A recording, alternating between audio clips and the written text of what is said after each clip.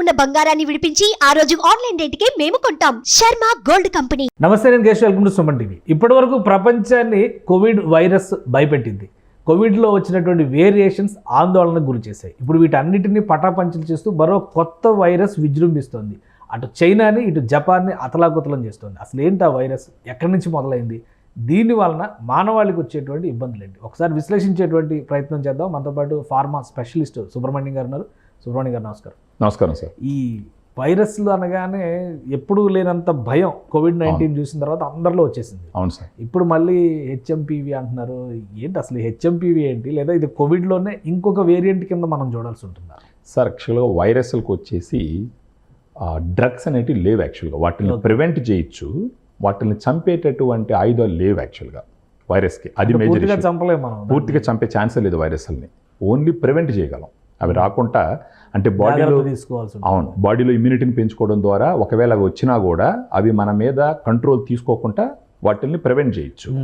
ప్రత్యేకించి ఇప్పుడు వస్తున్నటువంటి ఈ హెచ్ఎంపీవీ అనేది హ్యూమన్ మెటా న్యూమో వైరస్ అంటారు. ఇది 2001లో డచ్ సైంటిస్ట్ ఆల్రెడీ కనుక్కున్నాడు. 2001లోనే కనుక్కున్నారు. అంటే 24 ఏళ్ళు దాదాపు, ఆల్మోస్ట్ 2 డెకేడ్లు, 20 సంవత్సరాలు అయ్యింది. అయినప్పటికీ ఇప్పటి వరకు దీనికి ఒక వ్యాక్సిన్ తయారు చేయలేనటువంటి సిచ్యువేషన్. సెరలాజికల్ స్టడీస్లో ఏం కనుక్కున్నారంటే ఇది 60 సంవత్సరాల నుంచి ఆల్రెడీ ఎగ్జిస్టెన్స్లో ఉంది అనేసి. దీని గురించి ఇప్పుడు దీని ప్రాబల్యం కొంచెం పెరగడం వల్ల ఈ కేసెస్ అన్ని ఎక్కువ వచ్చినాయి. ప్రత్యేకించి చైనాకు సంబంధించి నార్త్ ప్రొవిన్స్లో, తర్వాత చుట్టుపక్కల దేశాల్లో చూసినట్టు కొంచెం హాంకాంగ్ కూడా కొంచెం కేసెస్ వచ్చినాయి. కానీ మేజర్ అఫెక్టెడ్ కంట్రీ వచ్చేసి జపాన్. ఒక వారంలోనే 94,000 కేసెస్ వచ్చినాయి ఈ హెచ్ఎంపీ వల్ల. ఓకే. ఆ తర్వాత ఇప్పుడు మొత్తం కేసెస్ మీరు జపాన్లో చూసినారంటే ఆల్మోస్ట్ 7,18,000 కేసెస్ వచ్చినాయి. 5,000 హాస్పిటల్ కిక్రీస్ ఉన్నాయి. ఈవెన్ ఇప్పుడు చైనాలో కూడా కొంచెం ఒక రకంగా ఎమర్జెన్సీ సిచ్యువేషన్ అంటున్నారు. కానీ అఫీషియల్గా WHO కానీ లేదా Chinese centre for disease control and prevention కానీ చెప్పట్లేదు. కానీ ఇంటర్నల్గా ఉన్న ఇన్ఫర్మేషన్ ఏంటంటే ఆల్రెడీ ఎమర్జెన్సీలో ఉంది అని చెప్పేసి అని. అంటే ఇది కూడా వన్ ఆఫ్ ద వైరస్. ఇది వచ్చి ఎక్కువ ఎఫెక్ట్ చేసేటటువంటి పాపులేషన్ మీరు చూసినారంటే పిల్లలు, ముఖ్యంగా 5 సంవత్సరాల వయసు లోపల ఉన్న వాళ్ళకి, ప్రత్యేకించి 14 సంవత్సరాల లోపల ఉన్న వాళ్ళకు కూడా, ఆ తర్వాత 60 సంవత్సరాల పైన ఉన్నటువంటి ఎల్డర్లీ పీపుల్స్. ఓకే.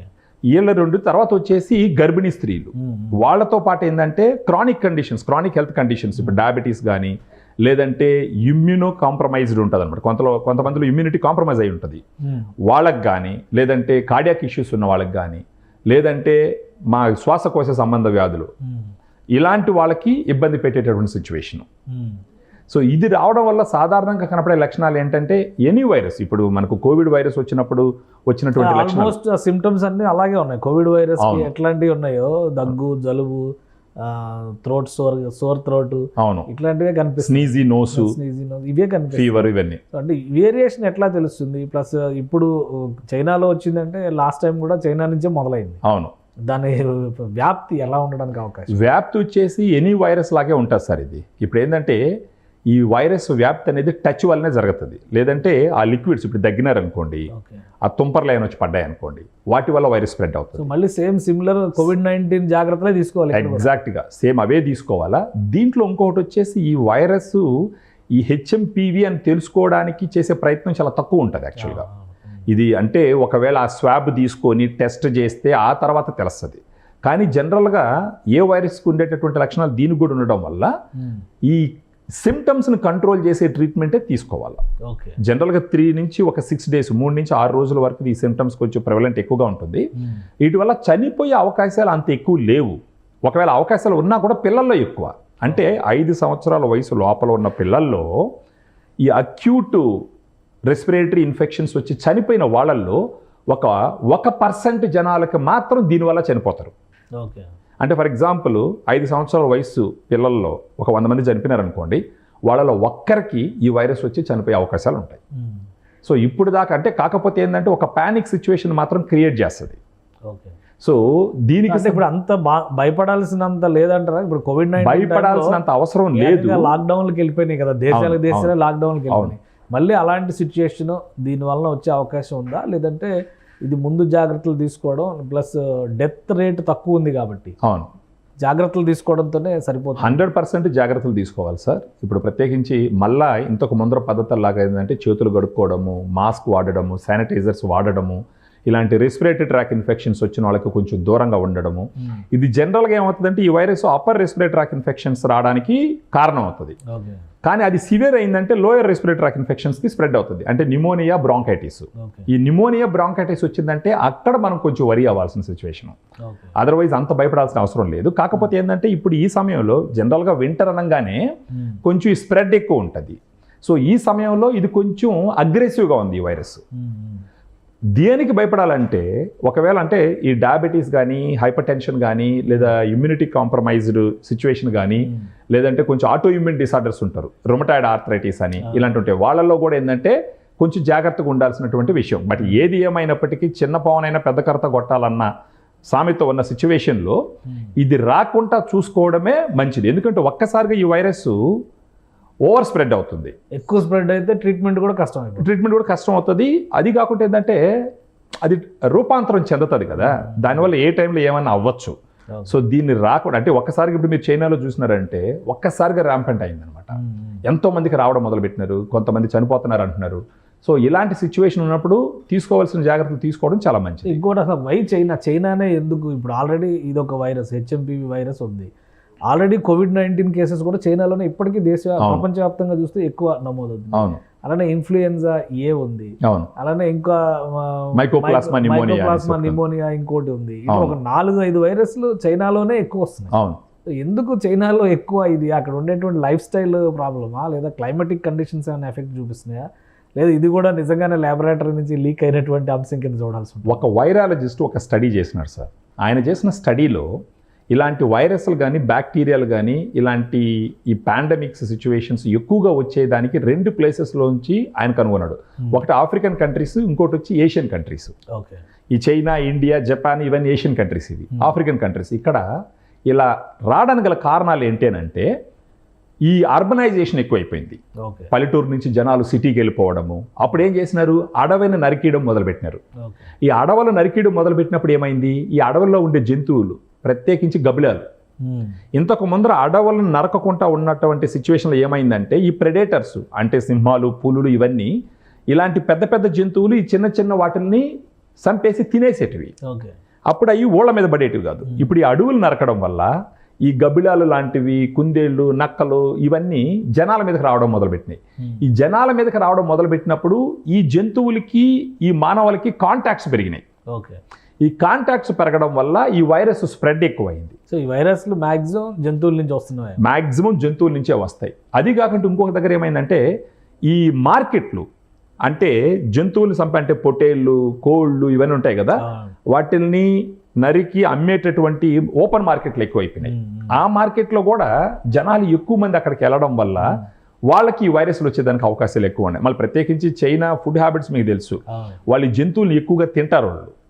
సో ఈ వైరస్ స్ప్రెడ్కి వచ్చేసి మనకి ఈవెన్ మన ఇంట్లో ఉండే కుక్కలు కూడా వన్ ఆఫ్ ద రీజన్ అవుతాయి. పిల్లులు, కుక్కలు కూడా వన్ ఆఫ్ ద రీజన్ అవుతాయి. ఎలర్జెటిక్ కండిషన్స్ అన్నిటికీ అయ్యే రీజన్ అవుతాయి. సో అందువల్ల ఆఫ్రికన్ కంట్రీస్, ఏషియన్ కంట్రీస్లోనే ఇలాంటివి ఎక్కువ మనం వింటూ ఉంటాం. సో ఇది ఒక రీజన్గా చూడొచ్చు. ఈ అర్బనైజేషను, తర్వాత ఆహారపు అలవాట్లు, ఈ జంతువులతో జనాలు కాంటాక్ట్ అవ్వడము, ఈ మాంసం ఎక్కువ తినడము, ఆ రద్దీ ఎక్కువ ఉండడము, జనాలు ఎక్కువ ఉండడం. అంటే జనాలు ఎక్కడ ఎక్కువ ఉంటే ఆటోమేటిక్గా ఇలాంటి ఇష్యూస్ వస్తూనే ఉంటాయి రెగ్యులర్గా. సో ఆ రకంగా చైనాను కానీ, ఏషియన్ కంట్రీస్ కానీ, ఆఫ్రికన్ కంట్రీస్ కానీ ఇలాంటి వాటికంతా ఒక కేంద్రంగా తయారైనటువంటి సిచ్యువేషన్. ఇది వైరాలజిస్ట్ ప్రాపర్ రీసెర్చ్ చేసి చెప్పినటువంటి ఒక పాయింట్. రైట్. అంటే ఇప్పుడు ఈ ఇష్యూ, ఇప్పుడు మళ్ళీ హెచ్ఎంపీవీ వైరస్ లాంటివి ఇండియాలోకి చొరబడడానికి ఉన్నటువంటి అవకాశాలు అన్నీ ఉన్నాయా? ఖచ్చితంగా ఉంటాయి సార్. ఇప్పుడు ఏంటంటే జనాలు ఇప్పుడు ఫ్లైట్లో పోతూ ఉంటారు, వస్తూ ఉంటారు. దాన్ని ఇప్పుడు మళ్ళీ అందరూ ఏంటంటే మళ్ళీ కోవిడ్ అని అనుకొని, అదర్వైజ్ కూడా ఏంటంటే చలికాలం పూట తీసుకోవాల్సిన జాగ్రత్తలు తీసుకోవాలి. ఇలాంటి వైరస్ వచ్చినా రాకపోయినా సరే, అంటే ఈ చలికాలంలో వీటికి ఫ్లేర్ అప్ అవుతాయి ఇవి, యాక్చువల్గా ఒకరు విజృంభిస్తాయి ఇవి. సో ఆ సమయంలో మామూలుగా తీసుకోవాల్సిన జాగ్రత్తలు అన్నీ తీసుకోవాలి. ఇప్పుడు ఈ సిచ్యువేషన్ వచ్చింది కాబట్టి ఇంకా జాగ్రత్తగా ఉండాలి మనం. ఇప్పుడు మీరు చెప్పిన మైకోప్లాస్మా అనేది వైరస్ కాదు, అది బ్యాక్టీరియా. ఈ బ్యాక్టీరియా ఎప్పుడు వస్తుంది, ఈ వైరస్లు పోయి అటాక్ చేసి అక్కడ ఉన్నటువంటి బాడీస్ ఇమ్యూనిటీని తగ్గించినప్పుడు ఈ మైకోప్లాస్మా లాంటి బ్యాక్టీరియాస్ అవి ఫ్లేర్ అప్ అవుతాయి, అవి రెచ్చిపోతాయి. అప్పుడు ఆ బ్యాక్టీరియల్ వల్ల వచ్చే ఇన్ఫెక్షన్స్ ఏమంటారంటే సెకండరీ ఇన్ఫెక్షన్ అంటారు. అంటే వైరస్ వల్ల ప్రైమరీ ఇన్ఫెక్షన్, వైరస్ ప్రైమరీ ఇస్తే సెకండరీ ఇన్ఫెక్షన్ అంటే ఒకరు పోయి ఒకరిని చంపితే అక్కడ కొంచెం ఎన్విరాన్మెంట్ అనుకూలంగా తయారవుతుంది కదా, అప్పుడు బ్యాక్టీరియాస్ వెళ్ళి అటాక్ చేస్తాయి. సో దాన్ని సెకండరీ ఇన్ఫెక్షన్ అంటారు. ఇంకొకటి వచ్చేసి ఈ వైరల్ ఇన్ఫెక్షన్స్ ఇప్పుడు వచ్చినప్పుడు డాక్టర్లు యాంటీబయాటిక్స్ వాడడం కూడా కరెక్ట్ కాదు. మెజారిటీ డాక్టర్స్ యాంటీబయాటిక్స్ వాడరు. కానీ అన్ఫార్చునేట్గా ఏమైందంటే మనకున్న హాఫ్ నాలెడ్జ్తో మనమే మెడికల్ షాప్కి వెళ్ళి అజిత్రోమైసిన్ అనో, అమాక్సిసిలిన్ అనో, సిప్రోఫ్లాక్సిసిన్ అనో మనిచ్చిగా కొనేసి మనమే వాడేస్తాం.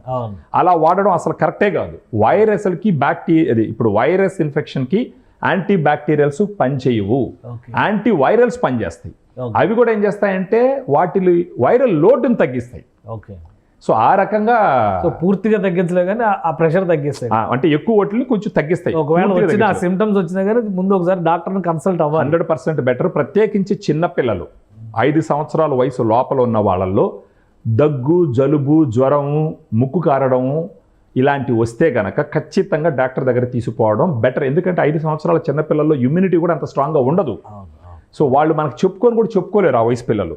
అది కాకుండా గర్భిణీ స్త్రీలు వాళ్ళకి ఏదైనా ఇలాంటివి వచ్చినా కానీ ఇమీడియట్గా డాక్టర్ దగ్గర పోవాలి. ఎల్డర్లీ పీపుల్ అంటే 50 సంవత్సరాలు 60 సంవత్సరాలు దాటిన వాళ్ళకి, ప్రత్యేకించి 60-70 సంవత్సరాల వయసు దాటిన వాళ్ళకి ఇలాంటి ఒక సిమ్టమ్స్ ఉన్నాయంటే మాత్రం ఖచ్చితంగా డాక్టర్ దగ్గరికి ఇమీడియట్గా రీచ్ అవ్వడం ఎంతైనా మంచిది. భయపడాల్సిన అవసరం లేదు.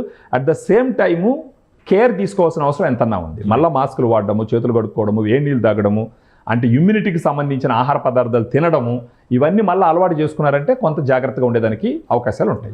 రైట్. థ్యాంక్ యూ సుబ్రహ్మణ్యం గారు విశ్లేషణ అందించినందుకు. ఇది హెచ్ఎంపీవీ వైరస్ పేరుతో మరో కొత్త వైరస్ విజృంభిస్తోంది. చైనాలో ఇది పెద్ద ఎత్తున కేసులు నమోదవుతున్నాయి. 20 ఏళ్ల క్రిందటే ఇది వెలుగు చూసినప్పటికీ దీనికి సరైనటువంటి మందులను ఇప్పటికీ తయారు చేయలేకపోయారు. చైనా, జపాన్, హాంకాంగ్ దేశాలు ప్రస్తుతం హెచ్ఎంపీవీ గుప్పిట్లో ఉన్నాయి. కాబట్టి ప్రస్తుతం ఉన్నటువంటి వాతావరణ పరిస్థితుల రీత్యా వింటర్ సీజన్లో జాగ్రత్తలు తీసుకోవడం ఒకటి, అలానే గతంలో కోవిడ్-19 సందర్భంలో ఎటువంటి ప్రోటోకాల్ అయితే పాటించామో ఇప్పుడు మళ్ళీ అది అమలు చేయాల్సినటువంటి పరిస్థితి వస్తుంది. ముఖ్యంగా పసిపిల్లలు ఉన్నవాళ్ళు, గర్భిణీ స్త్రీలు, వయోవృద్ధులు చాలా జాగ్రత్తగా ఉండాలని సుబ్రహ్మణ్యం గారు సూచిస్తున్నారు.